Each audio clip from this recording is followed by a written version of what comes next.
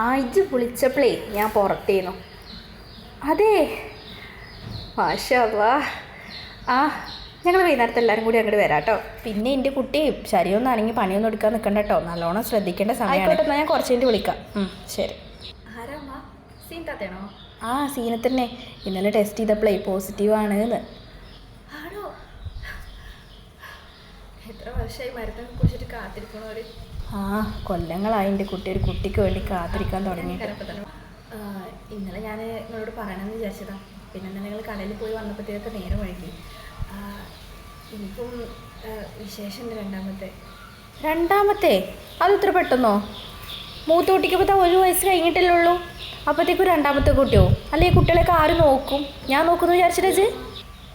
മകള് പ്രഗ്നൻ്റ് എന്ന് പറയുമ്പോൾ ഇത്ര സന്തോഷം. മകൻ്റെ ഭാര്യ പ്രഗ്നൻ്റ് എന്ന് പറയുമ്പോൾ നിങ്ങളെന്താ ഇങ്ങനെ?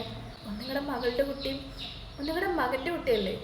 2 പേർക്ക് മക്കളുണ്ടായാലും ആ 2 കുട്ടികളും നിങ്ങളുടെ പേരക്കുട്ടികൾ തന്നെയല്ലേ? ഇനി മരുമകൾ പ്രഗ്നൻ്റ് ആകുമ്പോൾ എന്താ നിങ്ങളെ മുഖച്ചുള്ളിലെന്ന് എനിക്ക് മനസ്സിലാവുന്നില്ല അമ്മ.